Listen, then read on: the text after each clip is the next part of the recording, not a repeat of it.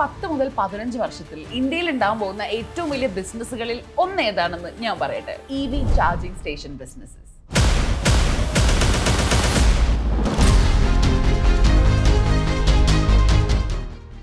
ഇപ്പൊ നിങ്ങൾ റോഡിൽ ഇറങ്ങിയാൽ ശ്രദ്ധിച്ചിട്ടുണ്ടോ?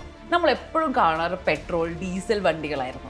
പക്ഷെ ഇപ്പൊ നോക്കുകയാണെങ്കിൽ electric scooties, electric bikes, electric cars, electric autos, ഇങ്ങനെ ഒരുപാട് ഇലക്ട്രിക് വാഹനങ്ങളാണ് ഇപ്പോൾ നമ്മുടെ ഇന്ത്യൻ റോഡ്സിലൂടെ കൂടുതൽ പൊയ്ക്കൊണ്ടിരിക്കുന്നത്. അതും വലിയ വലിയ നഗരങ്ങളിൽ മാത്രമല്ല, ചെറിയ ചെറിയ സിറ്റീസിലാണെങ്കിലും ഗ്രാമപ്രദേശങ്ങളാണെങ്കിലും പോലും ആളുകൾ ഇപ്പോൾ EV വണ്ടികളാണ് ചൂസ് ചെയ്യുന്നത്. ഇതിന് പ്രധാനമായിട്ട് 3 കാര്യങ്ങളാണുള്ളത്. ഒന്ന്, പെട്രോളിന്റെ വില കൂടി വരുന്നത്. രണ്ടാമത്തത്, സർക്കാർ EV വാഹനങ്ങളെ കൂടുതലായിട്ട് പ്രോത്സാഹിപ്പിക്കുന്നുണ്ട്. പിന്നെ വരുന്നൊരു റീസൺ എന്താണെന്ന് വെച്ച് കഴിഞ്ഞാൽ പരിസ്ഥിതി സംരക്ഷണത്തിന് വേണ്ടിയിട്ട് കൂടെ ആളുകൾ EVയിലേക്ക് ഓപ്റ്റ് ചെയ്യാൻ തുടങ്ങി. ഇപ്പോൾ ഒരു ക്വസ്റ്റ്യൻ വരും, ഇത്രയും EV വണ്ടികൾ ഉണ്ടായാൽ ഇതൊക്കെ ചാർജ് ചെയ്യാനും സ്ഥലം വേണ്ടായിരുന്നു. അവിടെയാണ് നിങ്ങളുടെ ബിസിനസ് അവസരം. ഇന്നത്തെ വീഡിയോയിൽ നമ്മൾ മനസ്സിലാക്കാൻ പോകുന്നത് എന്താണ് EV ചാർജിംഗ് സ്റ്റേഷൻ, ഇന്ത്യയിൽ EV എത്ര വേഗത്തിൽ വളർന്നു, എങ്ങനെ ഒരു EV ചാർജിംഗ് സ്റ്റേഷൻ ആരംഭിക്കാം, എത്ര ഇൻവെസ്റ്റ്മെന്റ് വേണം, നല്ല പ്രോഫിറ്റ് കിട്ടുമോ, ഗവൺമെന്റ് സപ്പോർട്ട് ഉണ്ടാവുമോ എന്നൊക്കെയുള്ള ഒരു കംപ്ലീറ്റ് ബിഗിനർ ഗൈഡ് ആയിരിക്കും ഇന്നത്തെ video. So welcome back to yet another video of Boss Wala daily Malayalam YouTube channel. I am Akshara. ഇന്ത്യയിൽ ഇപ്പോൾ ഇലക്ട്രിക് വെഹിക്കിൾ റെവല്യൂഷൻ വളരെ അധികമായിട്ട് കൂടിക്കൊണ്ടിരിക്കുകയാണ്. കഴിഞ്ഞ കുറച്ച് വർഷങ്ങളായിട്ട് EV വണ്ടികളുടെ സെയിൽസ് ഇന്ത്യയിൽ നല്ലോണം കൂടിയിട്ടുണ്ട്.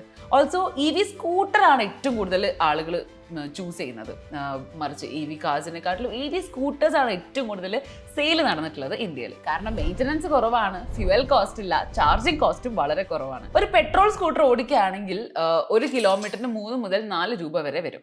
പക്ഷെ നമ്മളൊരു ഇലക്ട്രിക് സ്കൂട്ടർ ആണ് ഓടിക്കുന്നതെങ്കിൽ 1 കിലോമീറ്ററിന് 50 പൈസ മുതൽ 1 രൂപ വരെ വരുന്നുള്ളൂ. അതുകൊണ്ടാണ് ഇപ്പൊ എല്ലാവരും EVയിലേക്ക് മാറിയിട്ടുള്ളത്. ഇന്ത്യയിലാണെങ്കിൽ സർക്കാരും വളരെയധികം EV വാഹനങ്ങളെ പ്രൊമോട്ട് ചെയ്യുന്നുണ്ട്. FAME scheme, state subsidies, road tax benefits, registration discounts, ഈ കാരണങ്ങളൊക്കെയാണ് EV അഡോപ്ഷനെ കൂടുതൽ വർദ്ധിപ്പിക്കുന്നത്. അതുകൊണ്ട് അടുത്ത 10 വർഷത്തിനുള്ളിൽ നമ്മുടെ പെട്രോൾ പമ്പ് കാണുന്നത് പോലെ EV ചാർജിംഗ് സ്റ്റേഷൻസും വളരെ സുലഭമായിട്ട് നമ്മുടെ നാട്ടിൽ കാണാൻ സാധിക്കും.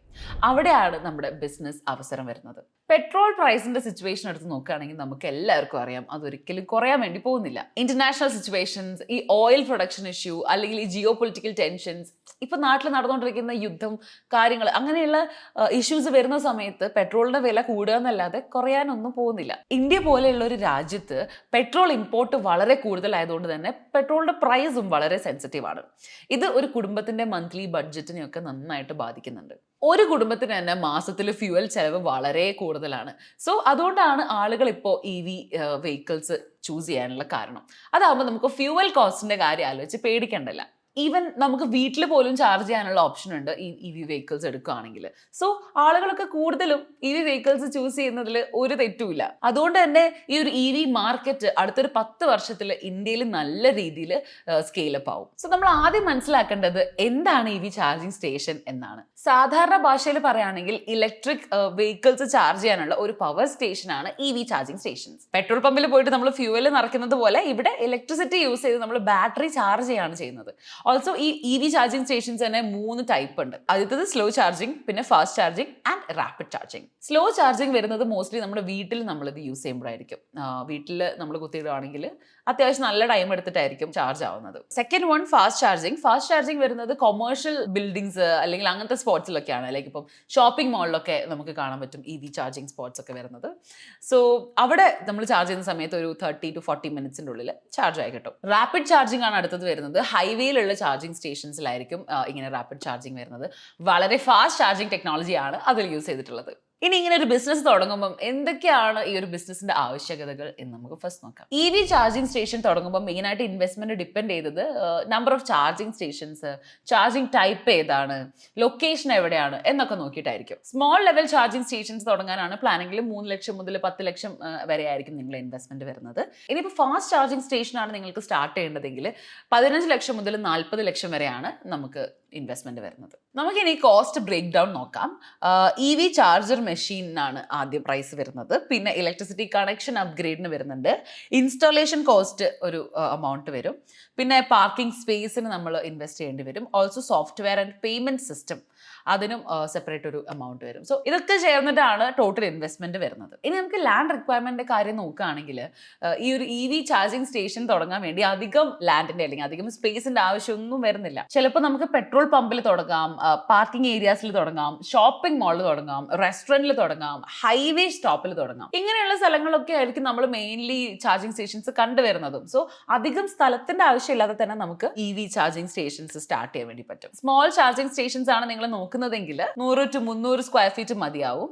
പക്ഷെ മൾട്ടിപ്പിൾ ചാർജിങ് പോയിന്റ്സ് ഉള്ള ഒരു ചാർജിങ് സ്റ്റേഷൻ ആണ് എങ്കിൽ കുറച്ചുകൂടെ സ്ഥലം വേണ്ടി വരും. ഇനി EV ചാർജിങ് സ്റ്റേഷൻ തുടങ്ങാൻ ഗവൺമെന്റ് സപ്പോർട്ട് അല്ലെങ്കിൽ ഗവൺമെന്റ് അടുത്തു നിന്നുള്ള എന്തെങ്കിലും റൂൾസ് ആൻഡ് റെഗുലേഷൻസ് ഉണ്ടോ എന്ന് നമുക്ക് നോക്കാം. ഇന്ത്യയിൽ EV ചാർജിങ് സ്റ്റേഷൻസ് തുടങ്ങാൻ ലൈസൻസ് ഒട്ടും കോംപ്ലിക്കേറ്റഡ് അല്ല, വളരെ സിംപ്ലിഫൈ ചെയ്തിട്ടുണ്ട് ഗവൺമെന്റ് ഇത് നിങ്ങൾക്ക് സ്റ്റാർട്ട് ചെയ്യാൻ വേണ്ടിയിട്ട്. സോ പ്രധാനമായിട്ടും ആവശ്യമുള്ളത് ഇലക്ട്രിസിറ്റി കണക്ഷൻ ആണ്. പിന്നെ സേഫ്റ്റി സ്റ്റാൻഡേർഡ്സും അപ്രൂവ്ഡ് ചാർജിങ് എക്വിപ്മെന്റും ആണ്. സെൻട്രൽ ഗവൺമെന്റ് ഗൈഡ് ലൈൻസ് അനുസരിച്ച് charging station operators electricity resell ചെയ്യാൻ അനുവദിച്ചിട്ടുണ്ട്. ഇത് ബിസിനസ് നടത്താനായിട്ട് കൂടുതലും സഹായിക്കുന്നു. ഇനി എല്ലാവർക്കും ഉള്ള ഒരു സംശയമായിരിക്കും, റവന്യൂ എങ്ങനെ കിട്ടും? അതായത് നിങ്ങൾക്ക് എങ്ങനെയാണ് ഇതിൽ നിന്ന് പ്രോഫിറ്റ് ഉണ്ടാക്കാൻ പറ്റുന്നത്, ഇത് എങ്ങനെയാണ് ഒരു പ്രോഫിറ്റബിൾ ബിസിനസ് ആയി മാറുന്നത് എന്നുള്ളത്. EV ചാർജിംഗ് സ്റ്റേഷൻ എങ്ങനെയാണ് ഇൻകം ഉണ്ടാക്കുന്നത് നമുക്ക് നോക്കാം. അത് വളരെ സിമ്പിൾ ആണ്. ചാർജിംഗ് യൂണിറ്റ്സ് അടിസ്ഥാനമാക്കിയിട്ടായിരിക്കും പേയ്മെന്റ് വരുന്നത്. ഫോർ എക്സാമ്പിൾ, ഒരു യൂണിറ്റ് ഇലക്ട്രിസിറ്റി കോസ്റ്റ് ചെയ്യുന്നത് 8 to 10 രൂപയാണ്. അപ്പോൾ ചാർജിങ് സ്റ്റേഷനിൽ അത് ചാർജ് ചെയ്യുന്ന റേറ്റ് എന്ന് പറയുന്നത് 15 to 20 രൂപയാണ് പെർ യൂണിറ്റിൽ. അവിടെയാണ് നിങ്ങൾക്ക് പ്രോഫിറ്റ് മാർജിൻ ഉണ്ടാകുന്നത്.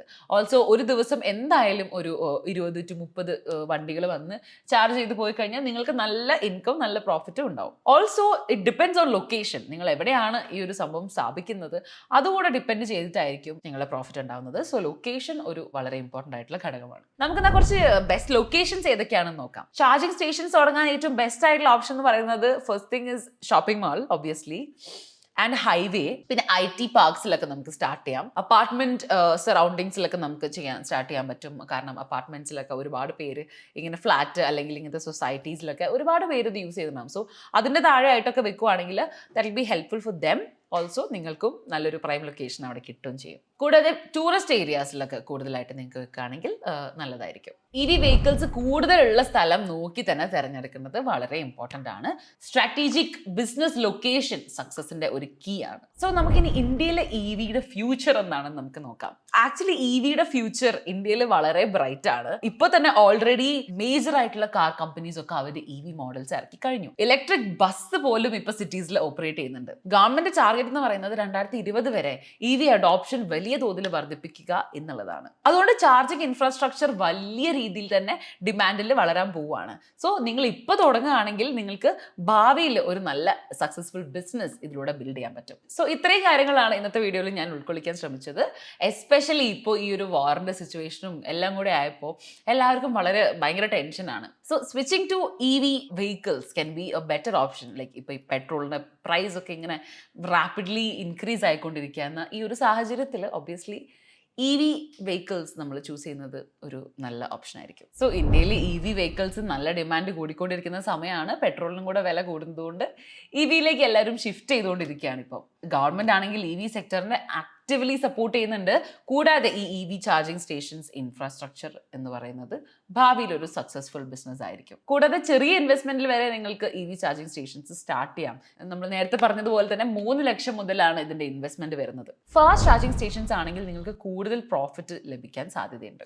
ഓൾസോ ലൊക്കേഷൻ സെലക്ഷൻ ബിസിനസിന്റെ വളരെ പ്രധാനപ്പെട്ട ഒരു കീ ഫാക്ടർ ആണ്. ഹൈവേസ്, മോൾസ്, സിറ്റീസ് ഇതൊക്കെ നല്ല ബെസ്റ്റ് ലൊക്കേഷൻ ആണ്. കൂടാതെ ഈ ഇലക്ട്രിസിറ്റി യൂണിറ്റ്സിന്റെ അടിസ്ഥാനത്തിലാണ് നിങ്ങളുടെ ഇൻകം ലഭിക്കാൻ പോകുന്നത്. ഈ EV ചാർജിങ്ങിന്റെ ഡിമാൻഡ് അടുത്ത വർഷത്തേക്കൊക്കെ നന്നായിട്ട് കൂടാൻ നല്ല സാധ്യതയുണ്ട്. ഏർലി ഇൻവെസ്റ്റേഴ്സിനൊക്കെ നല്ല അഡ്വാൻറ്റേജ് ലഭിക്കും. കാരണം EV എക്കോസിസ്റ്റം ഇപ്പോഴും ഡെവലപ്പിംഗ് സ്റ്റേജിലാണ്. സോ റൈറ്റ് പ്ലാൻ ഉണ്ടെങ്കിൽ നിങ്ങൾക്ക് ഇതൊരു കിഡിലൻ പ്രോഫിറ്റബിൾ ബിസിനസ് ആക്കി മാറ്റാൻ വേണ്ടി പറ്റും. സോ EV ചാർജിംഗ് സ്റ്റേഷൻ ഒരു ഫ്യൂച്ചർ റെഡി ബിസിനസ് ഓപ്പർച്യൂണിറ്റി തന്നെയാണ്. സോ ഒരു ബിസിനസ് ഒക്കെ തുടങ്ങാൻ ആഗ്രഹിച്ചിരിക്കുന്ന നിങ്ങളുടെ ഒരു ഫ്രണ്ട് ഉണ്ടാവില്ലേ, ആ ഒരു ഫ്രണ്ടിന് ഈ ഒരു വീഡിയോ അയച്ചു കൊടുക്കുക.